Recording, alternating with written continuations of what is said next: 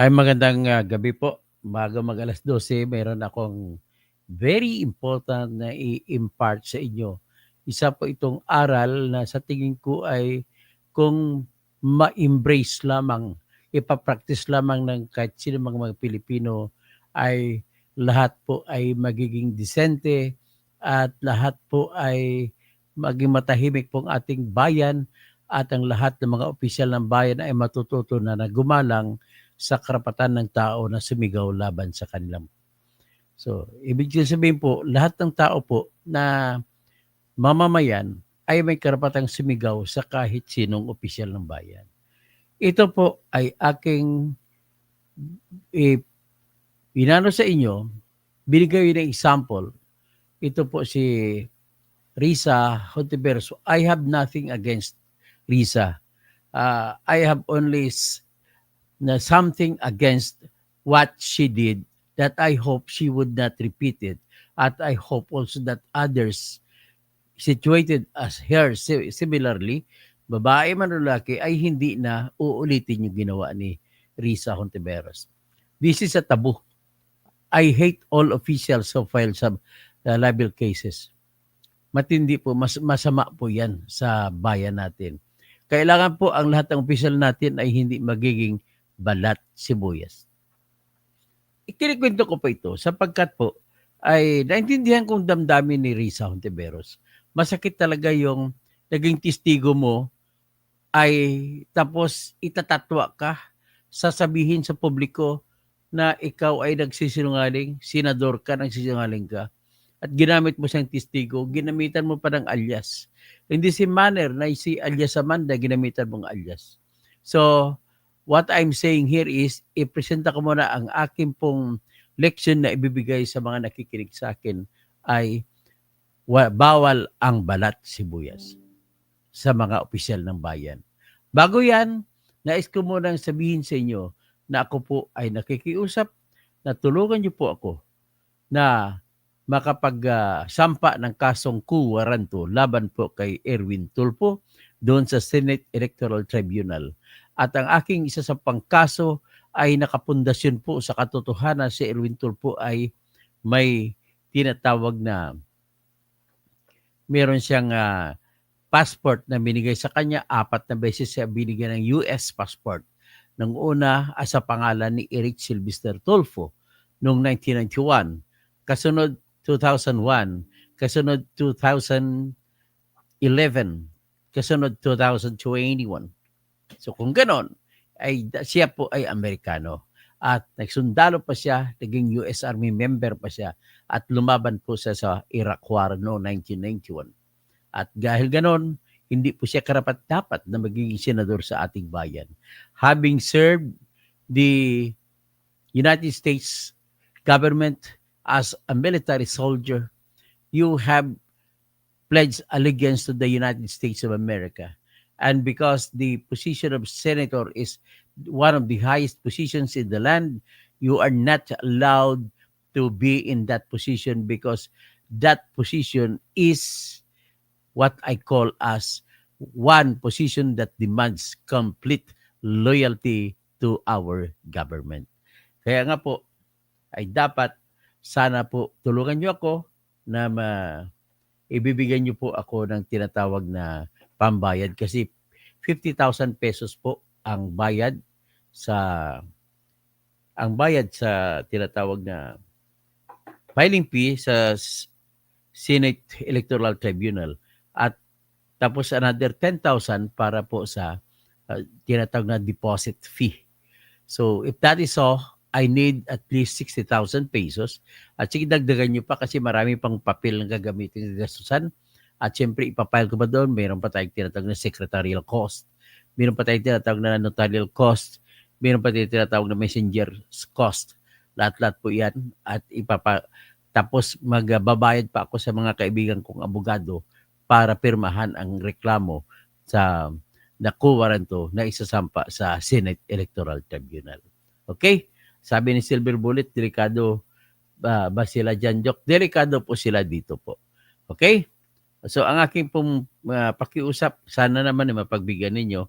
At isa pa, ang ating topic po sa ngayon ay Hindi po ito, I am not against si Risa Hontiveros. Sa akin lang po ay makapagbigay lang ako ng lecture sa lahat ng mga public officer na makarinig nito. Bawal po sa lahat ng mga lahat po ng mga lingkod bayan ang magiging balat sibuyas.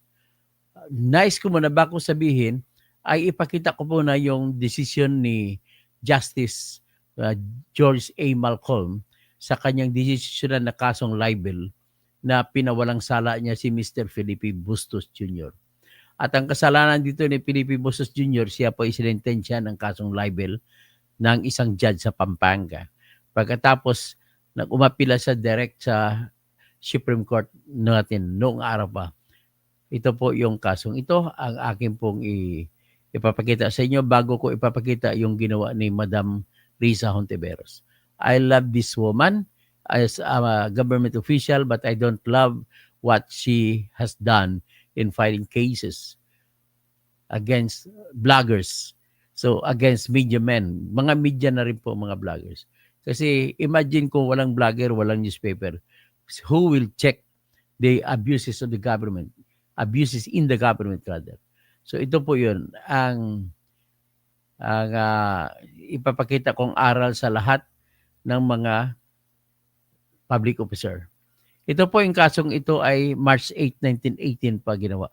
Ang numero nito GR number L12592.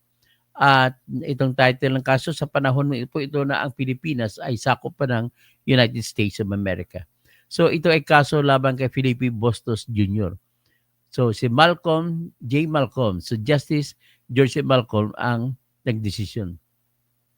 So matapos na sinumbong ni Felipe Bustos Jr., sumulat sa Malacanang sa nireklamo niya si ang tawag bang judge nito? Sumulat sa executive secretary noon at ang paper ay laban po sa judge of first instance ng 7th Judicial District requesting investigation, proper action. Tsaka sinumbong niya yung the justice of the peace was notified and denied the charges. So the judge of the first instance found the first count not proved. Anyway, sinintensya sa libel. Pero ito po yung ang makikita natin na sinasabi ni George A. Malcolm.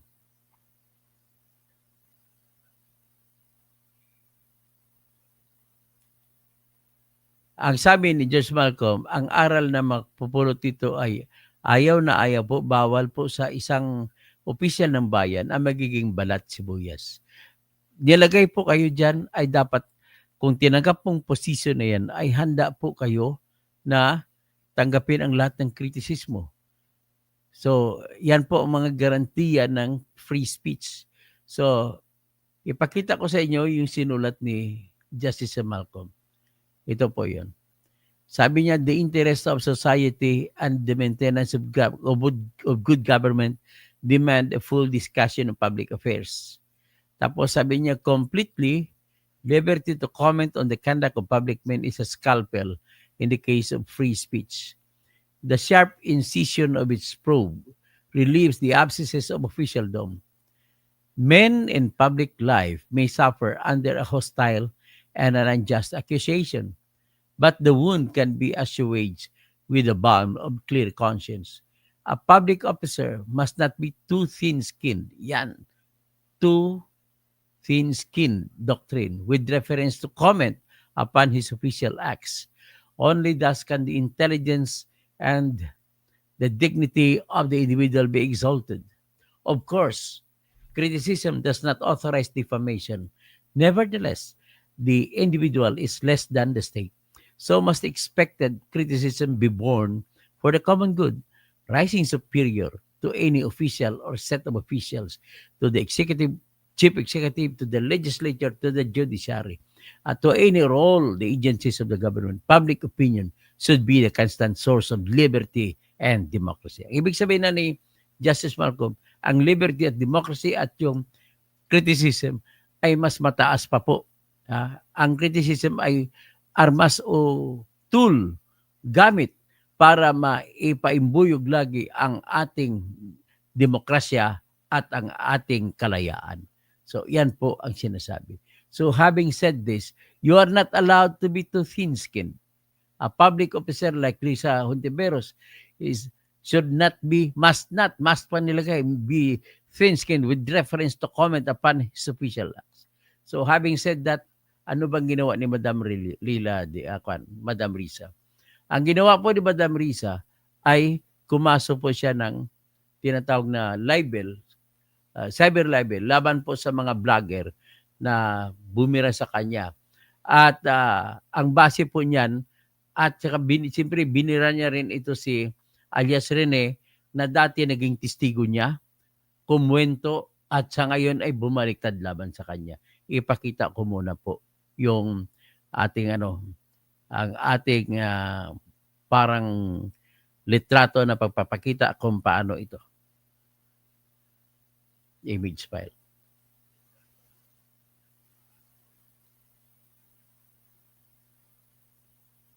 So ito si Madam Risa, no?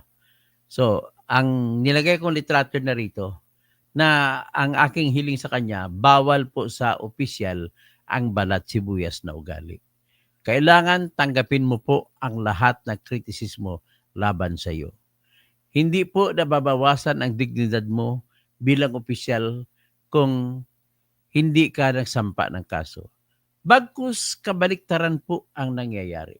Nabawasan ang respeto ko sa iyo dahil sumasampa ka ng kaso na libelo laban sa mga free speech.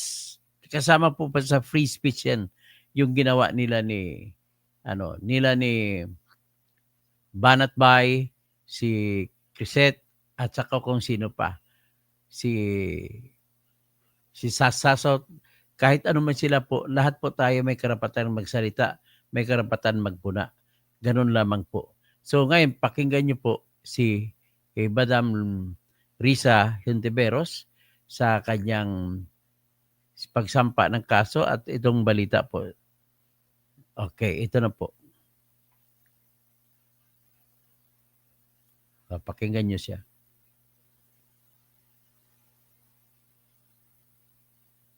Hontiveros na reklamo ang pagtanggol valiente.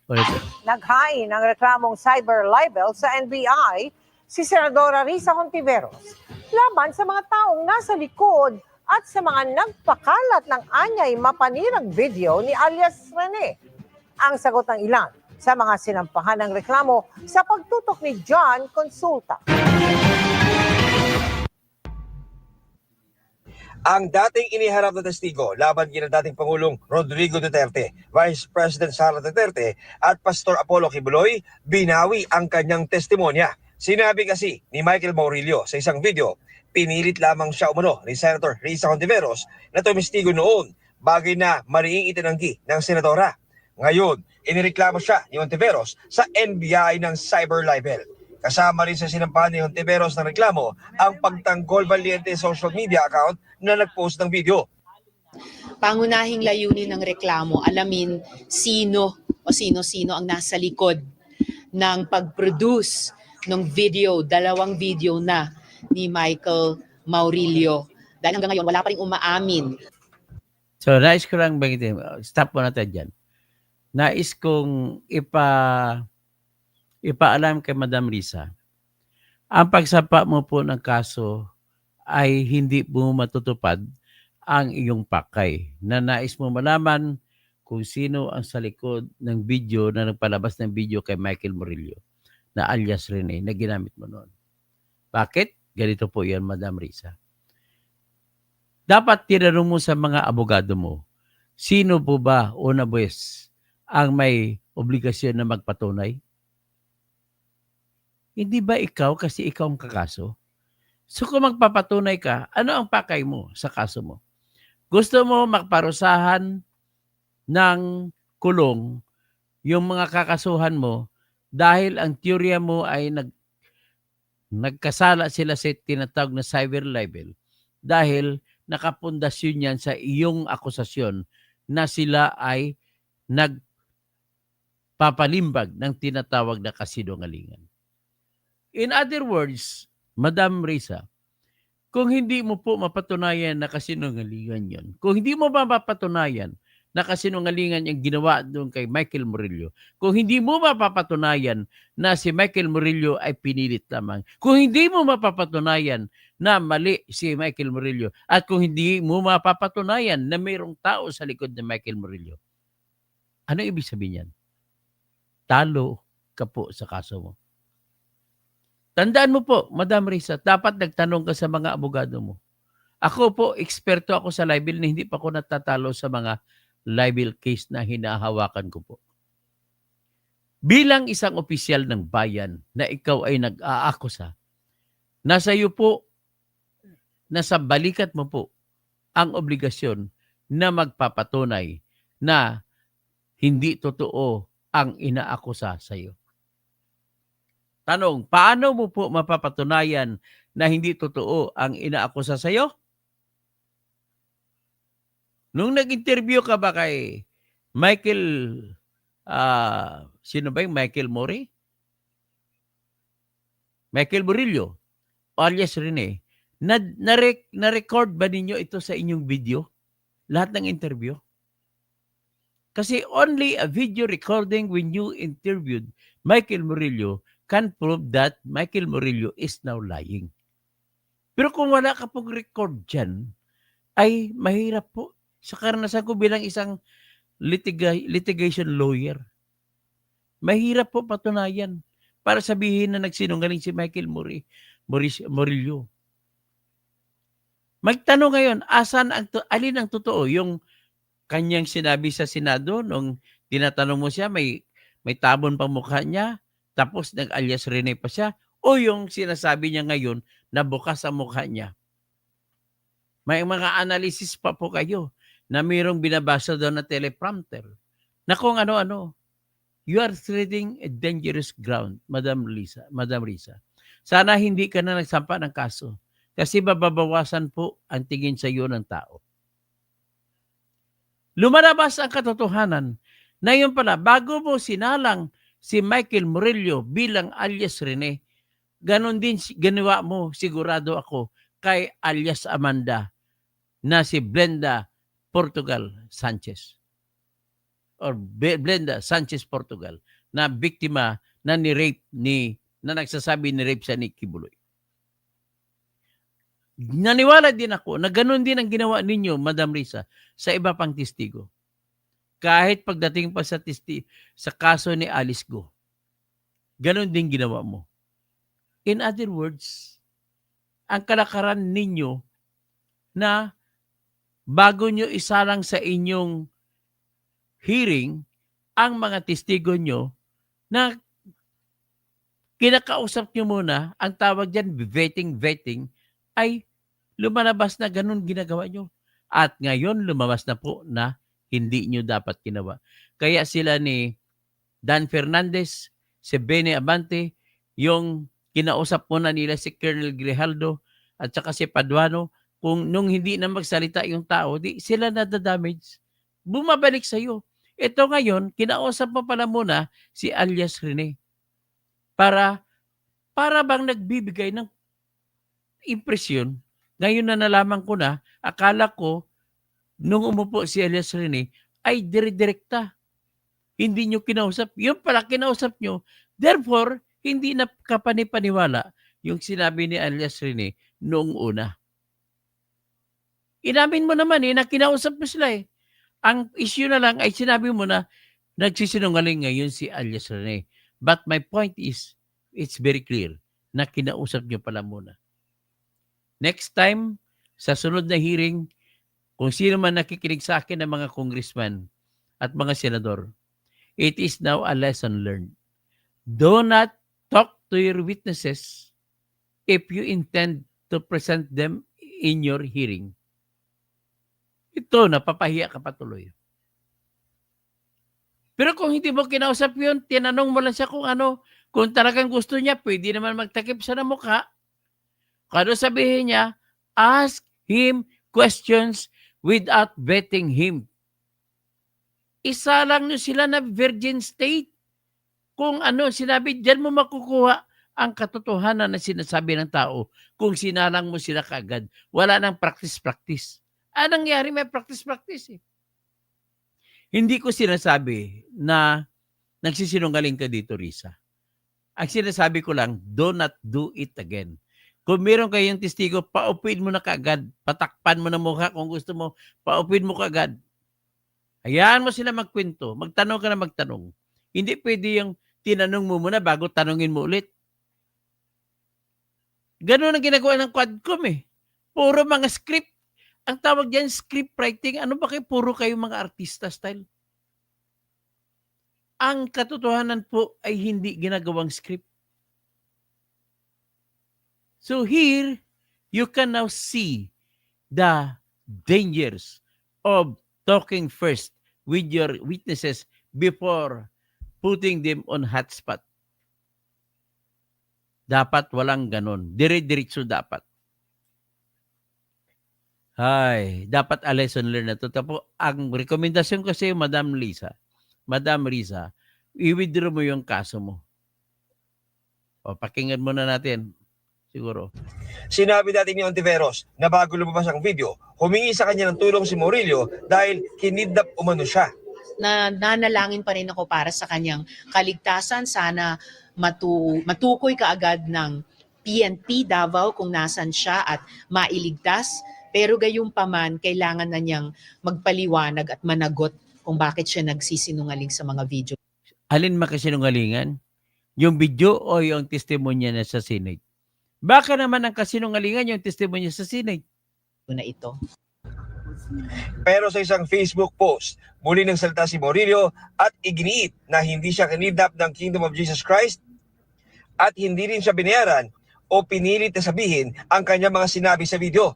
Handa raw siyang tindigan ang kanyang mga naunang sinabi at pinabubulaanan rin niya ang mga nilabas na umano'y mga patunay na siya ang naunang makipag-ugnayan sa opisina ng senadora.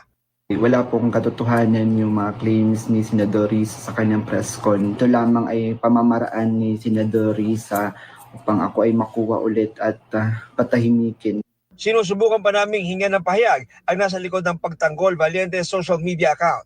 Inireklamo rin ni Ontiveros ang 13 tao na anya ay nagpakalat ng umano'y mapanirang video ni Murillo. Imbestigahan din sa pamamagitan ng reklamo ito, yung mga vlogger na pinamumudmod at dinadagdagan pa ang mga kasinungalingang nakalagay sa mga video ni Michael Murillo. Hindi ako papayag sa ganitong mga pagsisinungaling, mga mapapanganib na pagsisinungaling, lalo na ang tinarget ay hindi lang ako. Ang tinarget ay ang mga witnesses, ang tinarget pati mga staff ko, tinarget ang Senado mismo. Naglabas ng pahayag ang ilan sa mga sinampa ng reklamo. Sinabi ni Trixie Cruz Angeles at Ahmed Pagdilawan na hindi raw nila pinakalat ang video ni Murillo. Pero nagsagawa sila ng live kung saan tinalakay nila ang mga sinabi ni Murillo at para daw patas, tinalakay din nila ang tugon ng senadora. Bahagi daw ito ng free speech. Ayon naman kay Sas Rogando Sasot, nalaman lamang niya ang tungkol sa video ni Murillo sa GMA News. Ganon din daw dapat sa media. Sabi ni Joy Cruz, dapat mag-focus ang senadora sa pagsagot sa mga aligasyon ni Murillo. Isa daw siyang political observer at may karapatan sa kanyang sariling opinyon. Sinusubukan pa namin makuha ng pahayag ang iba pang sinampahan ng reklamo. Para sa GMA Integrated News, John Consulta, nakatutok 24 oras. Okay. So tingnan ko kung sino ba yung kinasuhan niya. Titingnan ko. Kasi andun si Atty. Rani Riblibayan eh. Sino ba yung mga kinasuhan niya?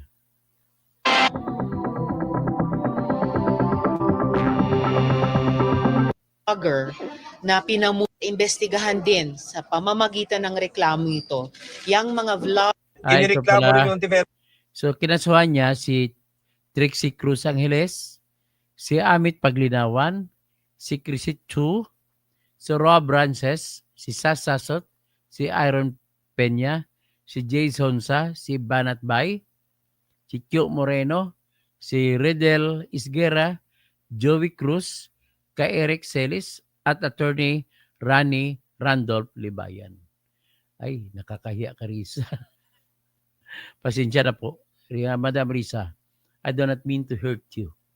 But the problem is what you did is the biggest mistake of your political career.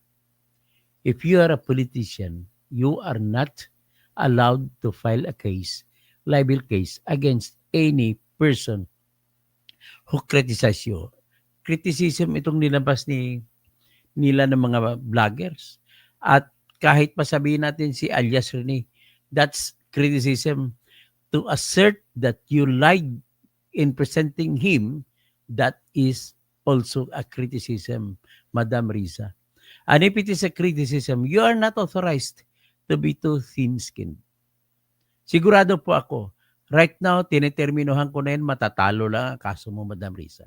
You will never win in that.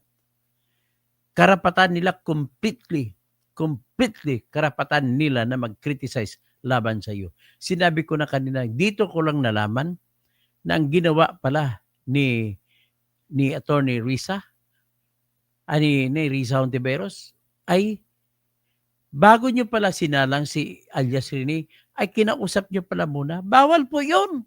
Paano mo makukuha ang katotohanan kung ang testigo sinalang ninyo tapos nila nakausap? May turuan na nangyari, may coaching na nangyari. Bakit na pala hindi na sinama si Attorney Topacio? Binanatan ka rin ni Attorney Topacio. It will never win. Lalo pat kabisado ni Attorney Libayan. Pagtawanan ka lang nila Attorney Libayan, lahat ng abogado mo dyan, ipun-ipunin mo pa yan. Sa totoo lang, kung sino man mga pinapaalam ko sa lahat ng kinakasuhan, ayan si Attorney Trixie, napakagaling na abogada yan. O kung sino pang gusto makakailangan ng tulong, I am volunteering my help. Akong gagawa ng counter affidavit ninyo laban sa reklamo ni Riza. Sure bull ako, matatalo yan ang kaso ni Riza Hontiveros. Ulitin ko lang, paano ang gusto mo patunayan, Ma'am Riza, ay nagsisinungaling sila. And for you, kasi kailangan mo patunayan na sinungaling sila para mananalo ka sa libel. Bakit? Ito po yung 4 na elemento ng libel. Number 1, defamatory imputation, nakakasira sa iyo. Meron bang mga sinabi sila na nakakasira sa iyo? Sabihin natin, nakakasira yung kritisismo na nagsinungaling ka. Ngayon, para mapatunayan, ang unang tanong, nagsinungaling ba sila? Nagsinungaling ba sila nang pagsabi sa iyo na ikaw nagsinungaling? Para natin mapatunayan kung sila nagsinungaling, magpresenta ka muna ng mga ebidensya, Madam Riza, para patunayan mo na kasinungalingan yung sinabi ni alias Rene sa paglabas niya sa video. Paano patunayan? Anong ibibigay mo? Paano patunayan na sinungaling? Labanan ito kung sinong totoo. Ibig mo ba sabihin, lahat ng sinabi ni alias Rene sa iyo nung siya'y kinausap nyo, yun na ba ang lahat ng totoo? For all you know, hindi natin alam kung totoo yun. Kaya hindi mo kayang gawin na ebidensya yan para mapatunayan mo ng pangalawang sinabi ni alias Rene ay kasinungalingan. There is a great divide. Kasi unang-una, ang problema dito nasa utak at ulo ni Rene Murillo ang katotohanan. Hindi natin alam kung alin ang totoo doon sa sinabi niya. Yung una ba o yung pangalawa? Therefore, there is this question. If you file a perjury case against Murillo, mananalo ka ba? Sagot ko, hindi. Bakit? Hindi mo alam alin ang totoo eh. Pag hindi mo alam alin totoo, hindi mo alam alin ang kasinungalingan. Kung ang unang sinabi sa Senado ay it turned out to be the version that is false, then you cannot say that the second statement delivered by Michael Murillo on YouTube is the one that is a version called false. You can never.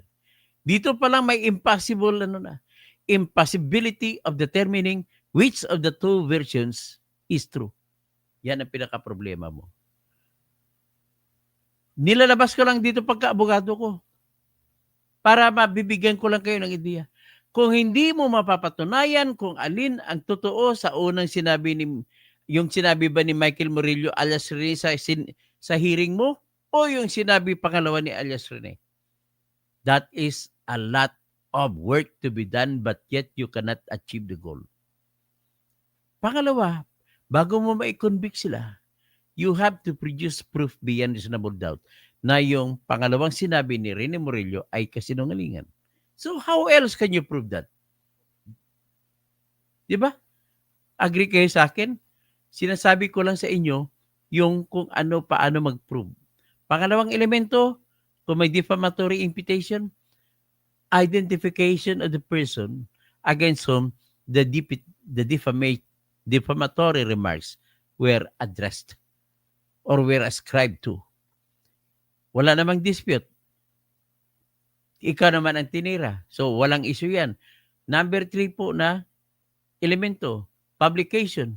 Na-publish ba? Sa ngayon, definition natin, pag pinpublish na, pag ni-stream na, live stream na, ay publish na rin yan. In the modern definition of publication. Publication through digital means is now considered as publication for all intents and purposes. Pang-apat at panghuli na elemento ng libel ay malice.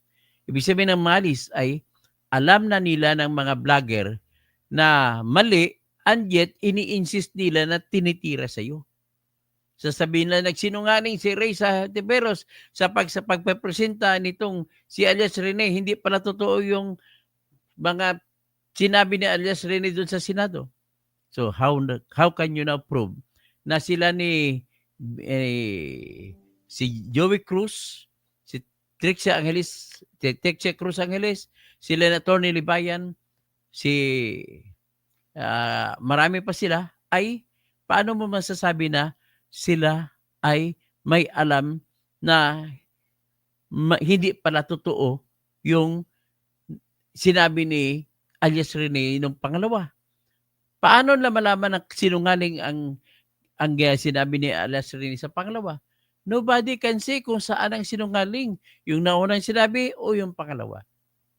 The fact that you do not know that the second statement made by alias Rene is neither true or neither false, wala po siyang malis. And the bottom line of it all is that they turned out to be real criticisms that should be addressed to any official of our government, including you, Risa. Lumalabas po na mahina po ang kalidad ng pag-iisip mo, Madam Risa. The level of your intelligence is lower than the people I am expecting to be decent in their means and ways in the government. Yan lang po masasabi ko. Okay, Tricia Belmonte, magsubaybay ako sa iyo tuwing mag-live ko ba natin si Beros. Okay. Ay, mahirap itong balat sibuyas. Bawal po ang balat sibuyas.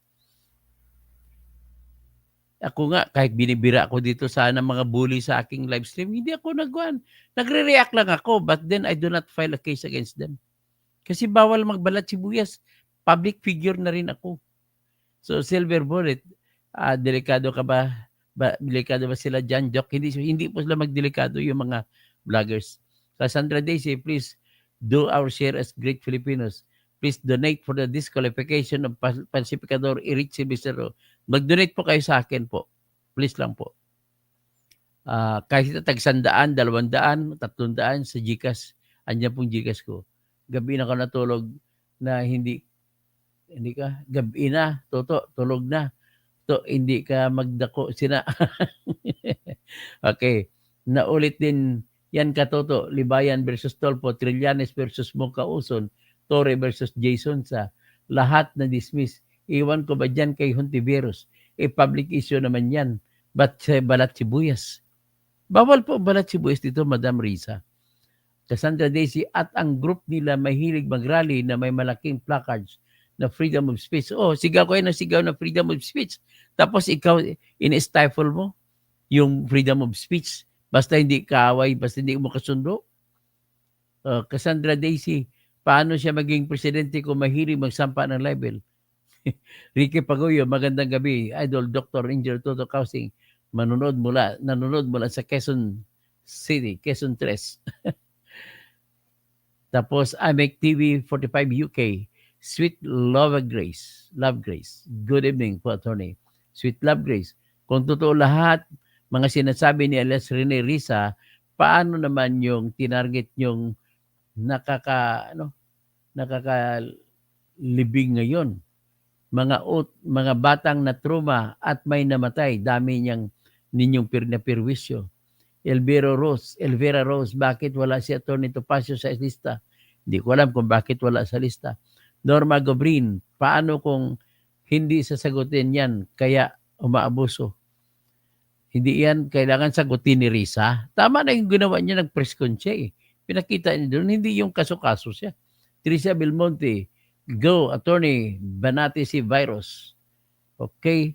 Tapos si Anonsi, Attorney Topacio, iniwasan, dead man si Risa. Matindi po ang ebidensya ni Topacio kaya hindi siya kinasuhan. Tapos Eleno de la Cruz, kapag